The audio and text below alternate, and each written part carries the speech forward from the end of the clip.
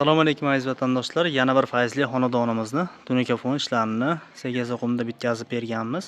Sizlarga mana shu xonadonimizni nech pulga qilib berganimizni, barcha mahsulotni ichida nech puldan bo'lganini to'liqonli sizlarga ma'lumotini beramiz. Kanalimizga yangi bo'lsangiz, albatta obuna bo'lib qo'yinglar.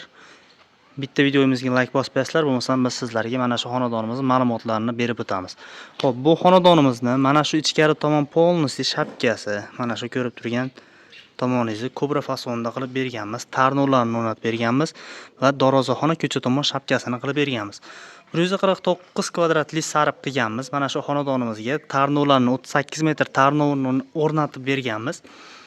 Xo'p, bu xonadonimizga 135 ming so'mdan qilib berdik. Barcha mahsulotni ichida reyka, samarezlari, tunikalari hamma yo'g'i o'zimizning hisobimizdan bo'lgan holatda 135 ming so'mdan bitkazib berdik. Xo'p, bu xonadonimizni umumiy qiymati 22 million so'mga mana shu ko'rib turgan tunikasi, samarezi hamma yo'g'i o'zimizning hisobimizdan bo'lgan holatda bitkazib berganmiz xonadon egasiga.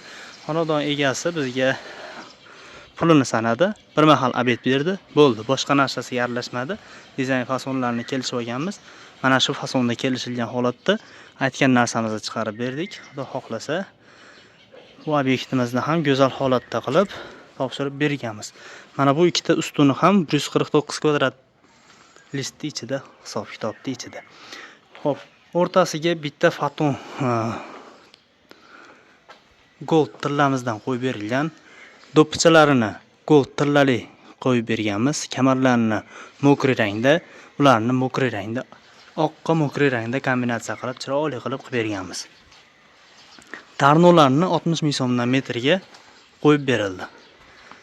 Orqasida polli taxta, kranshtayn, usta xizmati, kileylari, yo'l kiralari hamma yo'q ichida 60 ming so'mdan qilib berganmiz. Kimga mana shunaqangi xizmatimiz kerak bo'lsa, ekranimizdagi nomerlarga aloqaga chiqaverasizlar.